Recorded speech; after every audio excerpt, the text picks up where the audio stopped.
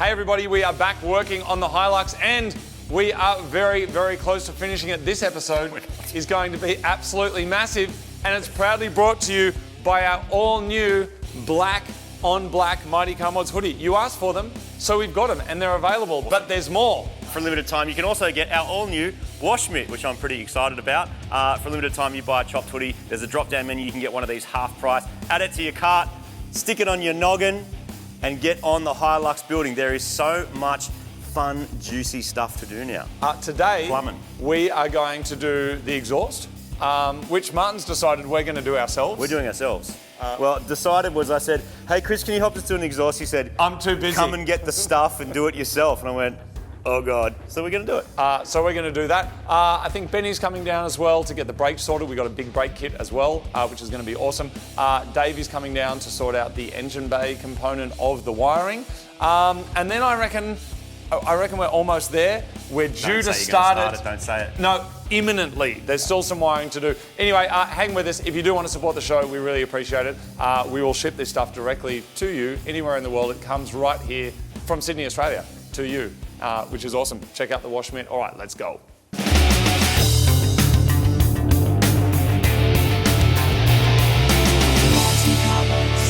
It's time to talk exhaust, and the first thing we probably need to address is that the exhaust used to come from this side, and now, because of where our turbo is mounted, it's going to come out of this side. So it used to come down here, through here, curl over the top of this, and then go through this. Luckily, it's got that same gap on the other side. It would go down here, you can see that there's still hangers, and then out the back. But now, it's going to have to come from here. Now that doesn't seem like a problem in isolation, except there is a bunch of stuff there. There's limited real estate, man. It's just like Sydney, and you got to curl your way around. So, Martin, what are you thinking? So I think we need to put a cat in it, firstly, because we're a more modern engine. Technically, I think the car, because of the age of it, you get away without it. But like, whatever, that's what the engine's supposed to have, and this is a high flow, so it won't affect us too much.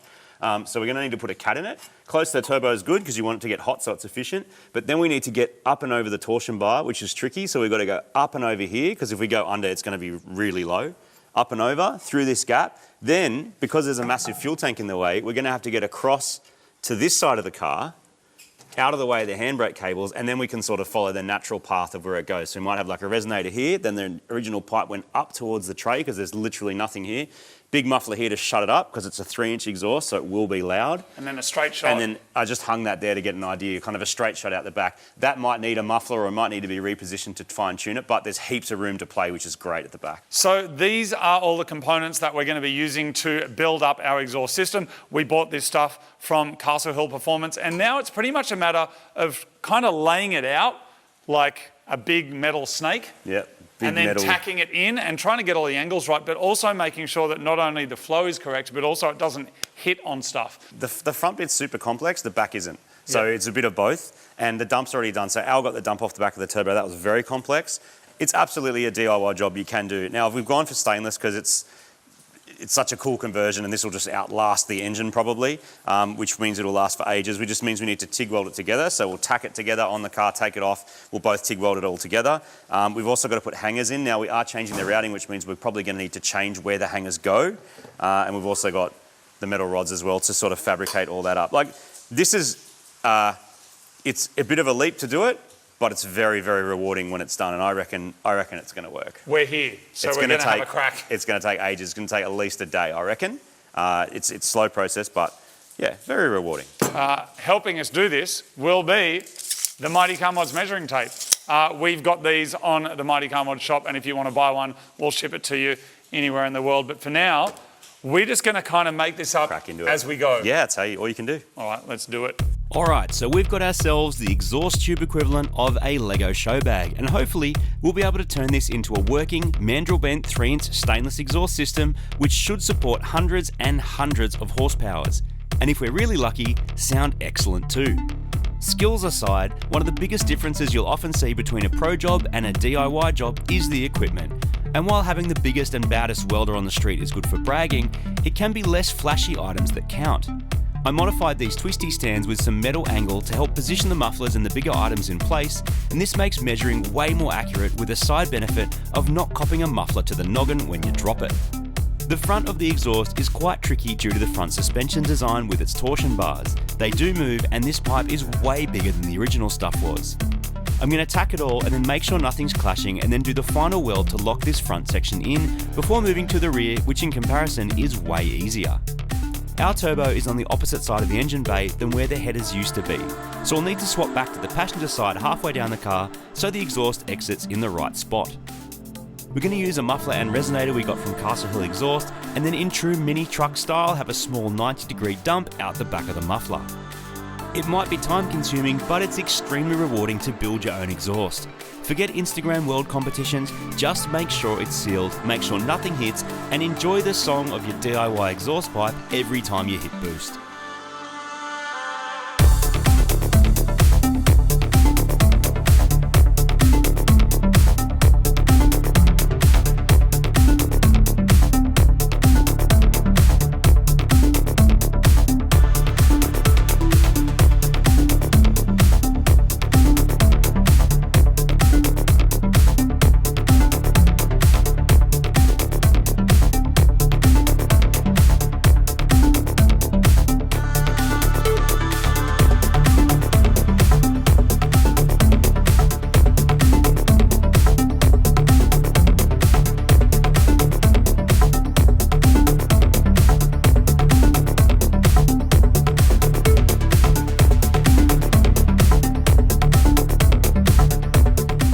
So we've just finished welding up this exhaust. Marty has done an exceptional job being the boss man of welding, master of ceremonies. I have done an average job, but I got involved, and I mean, that's a sealed pipe. It's joined. Let's not look too closely. No, I should look closely because that's how you learn. But it looks fine. It is tricky. It's not an easy thing to master. It's good that you can do it, DIY in your garage. It's hard to master to be as good as some of those. Sometimes you win though, like through some of these joints here, they look like $1 million. And then if something blows open or the heat's not right or your angle's not right or you dip the tip or the gas flow isn't right, like it can, like we blew a hole here. Don't know why. It was no different anywhere else, but hey, it's joined and it will do a good job of muffling that sweet 2TR. I have got newfound respect for anybody that kind of does this for a job, like Boilermakers and stuff like this. It's pretty cool. I think there's been maybe 3 days on the exhaust now from kind of cutting it, or maybe even 4 days ago we started cutting it up, putting it in. Yep. Marty spent a lot of time under the car getting all of the angles right. We're pulling things on and off just to make sure everything was correct. And I mean, now we can go put it on and hopefully it still fixes. When things get hot, they flex a bit. Correct. So we tacked it all together and it was in the right spot. Sometimes when you go to weld it, everything moves a little bit, but we try to do one side, then the other side, so it doesn't bend and banana too much. We do have a couple of flanges in there. So it's a 4-piece exhaust actually. You've got the top of the dump, the bit from the dump through the cap, then this, then this. Yep. So 4 pieces, 3 flea bands and flanges and stuff. But let's throw it on and see what it looks like. Pretty good, like 3-inch pipe though, turbo back. Yeah, that's good. Built here in this space, which is pretty cool. Let's go. The final step for our custom exhaust system is making sure that each of the segments actually fit on the car. And it looks like it's fitting perfectly, so we can install it for the final time. Originally, there was some talk about having a larger exhaust tip hanging out the back of the truck, but we've ended up with a simple tip that dumps straight down underneath the tub, which is not visible from behind the Hilux, which means that we can keep our sleeper aesthetic and not give away what's really hiding underneath the bonnet. Inside the engine bay here is looking absolutely bellissimo, but with a massive power upgrade.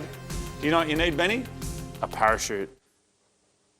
No, we need brakes, people. We need stopping power, and luckily we've got a whole new big brake kit here. Now this here was sent up to us by Hopper Stoppers, so thank you very much for sending that up. And this is a big brake conversion kit for Toyota Hilux. So we have got big new calipers for the front and the rear. We're doing a rear disc conversion as well, but keeping some drummy bit, Ben. Yeah, so it's actually modified Falcon stuff, which I love because I'm a Falcon tragic apparently.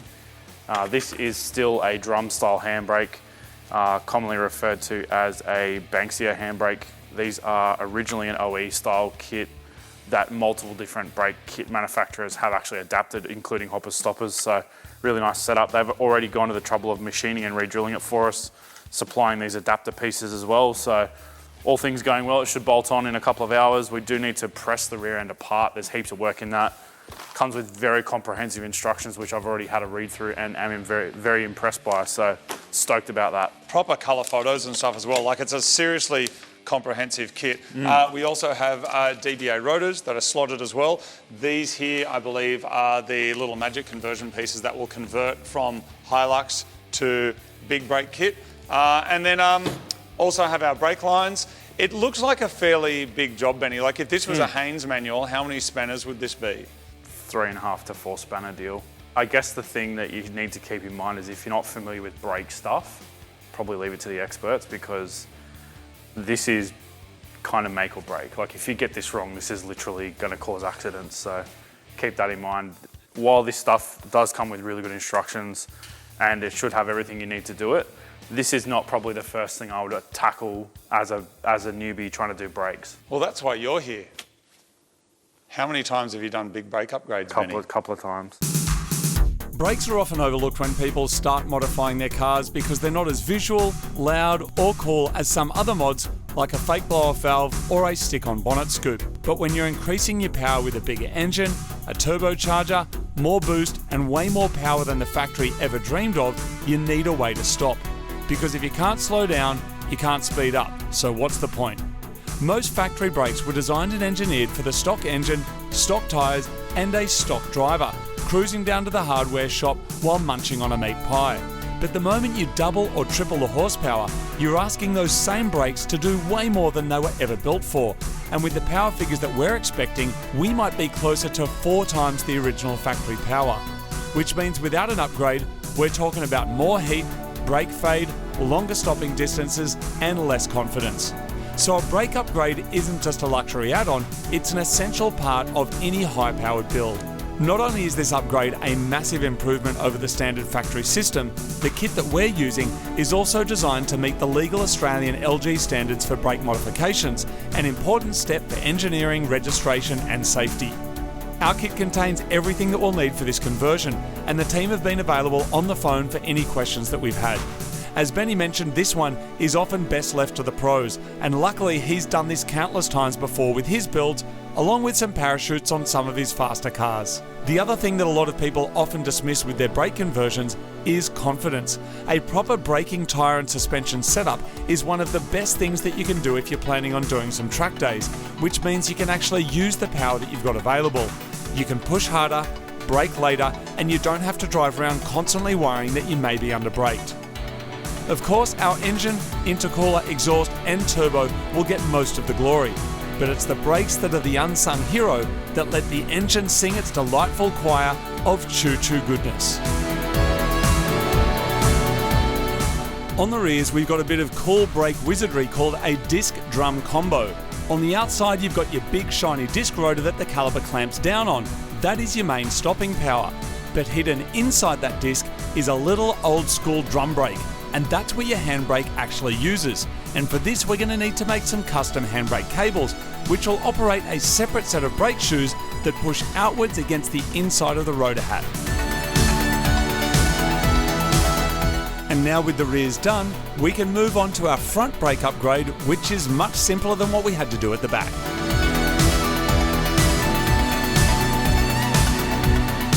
Along with a new set of pads and custom brake lines, our brake upgrade is now complete. So this Hilux has been off the road for a little while now, but it has been covered with Shannon's laid up cover. So whether it's in the shed or mid-restoration or even loading or unloading it onto a trailer, like hopefully we're going to be soon to go to the dyno, the car will be covered with Shannon's insurance. You still get your choice of repairer and agreed value. So if that's something that you're interested in, if you're waiting for your big turbo to boost up like I am, or you're waiting for a fresh paint job, which I'm not, then check out Shannon's Insurance. You can look at their website. But for now, let's get back into the wiring with Davo. Dave is working on the lifeline of this conversion, which is a fully custom engine loom of Toyota goodness. This means new connectors, running new wires for injectors, coils and sensors, plus making sure the crank and cam signals are shielded so our ECU doesn't freak out. Dave labels everything fastidiously, and what he's created here is quite simply a work of art. Like I've said a few times during this build, it takes a village to put a car together this quickly. A project like this could easily turn into something that takes 3 to 4 years, and we're doing the whole thing in just 3 or 4 weeks, and that is testament to our clever bunch of friends who've been lending their expertise to my old Nugget Hilux. Last bit of plumbing for the turbo. It requires oil in, oil out. Out's already done. In is here. So this is the factory oil pressure sensor. It would just go up to the dash. It's got one wire, so it's basically on or off. You've got oil pressure or you don't, and by then it's usually too late anyway. This is a sensor that we got through Haltech. It will do pressure and temperature. We can do just pressure, but this is a combination one. This has an adapter because it's usually metric to go to NPT. This is a distribution block.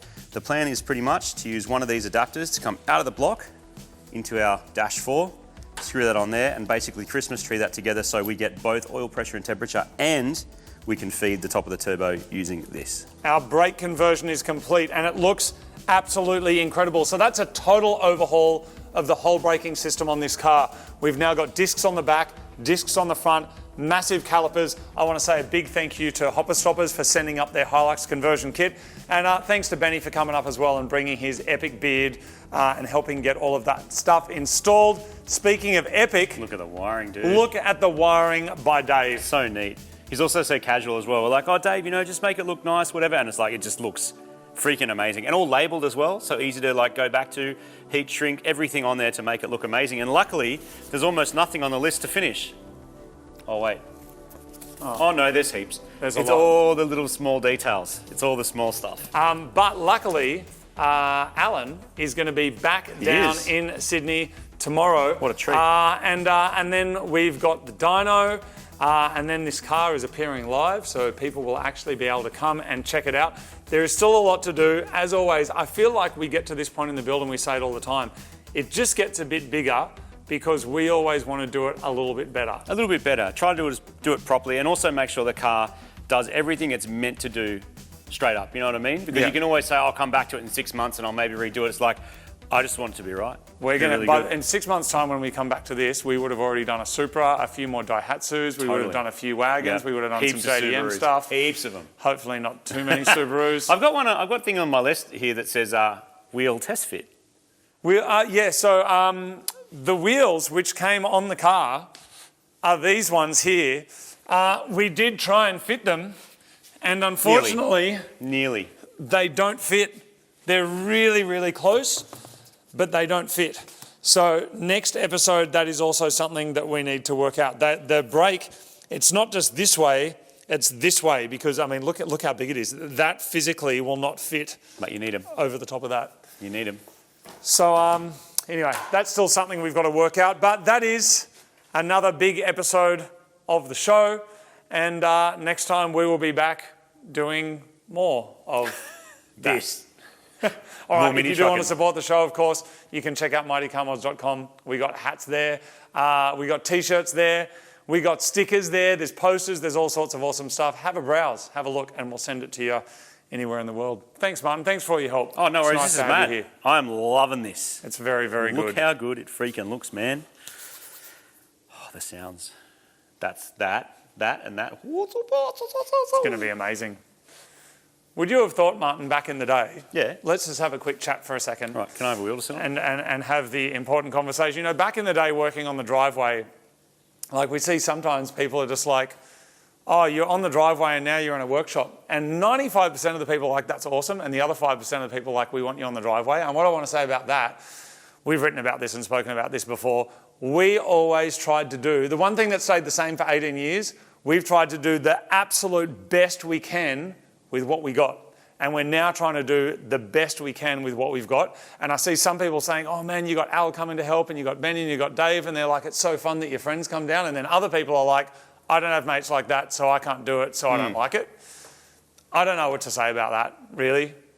I'm having a good time. I'm liking making the videos. I'm still learning. My answer often to that is, if you could, what would you do? And the answer is, if you had the space to have a car and all the junk around it where you're not getting rained on. These are all things that have happened to us. We've been rained on. We've had no space. We've had noise issues. We've had all the issues you can think of that get in the way of modifying a car we've had. Yeah. Now, if you could ask me, would you like a seven-figure, multi-million-dollar hectic workshop with machines and CNCs and designers making parts, and like that's the next level from maybe just having a workshop with a hoist and some tools and some basic fabrication stuff. Like that's the next level, and there's people out there with that. And I go in my dream, like in my dreams, everyone's got a different idea of what their dreams are when it comes to that kind of thing. But the level that we're at with the skills that we have between us and our mates, like I'm really, really happy with what Super Garage has allowed us to achieve. But most importantly, I think this is the biggest difference.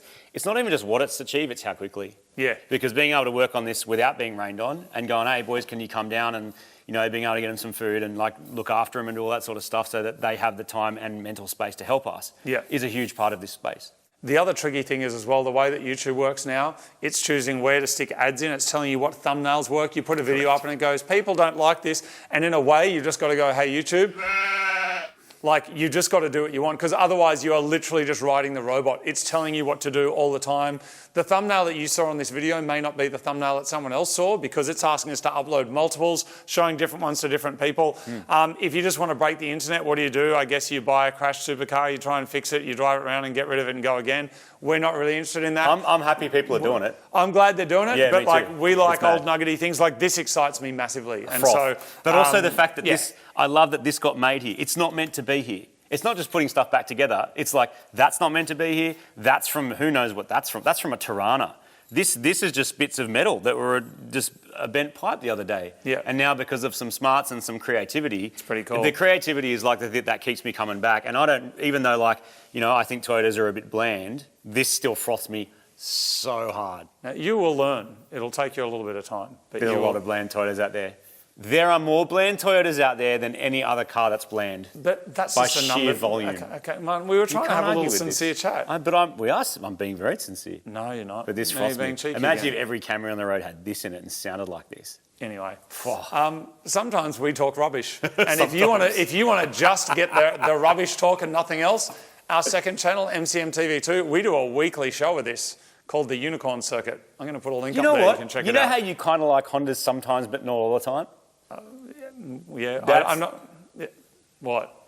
I think Toyota might be my Honda. Oh, dude, Toyotas are way better than Honda. No, that's... No, it wasn't about them being better or worse. No. It was just that when you drive a mad Honda, you're like, this is sick. But then you don't think about Hondas in your sleep. Yeah, I don't really want to have this conversation right now because I know that you've just bought another Honda, and that's He why knows you're trying I'm to right, talk shit that's about why. it. He's like, damn it, he's right. It is exactly the same. Honda and Toyota are just different to the same people. Wait, it's the same to different people. What? What?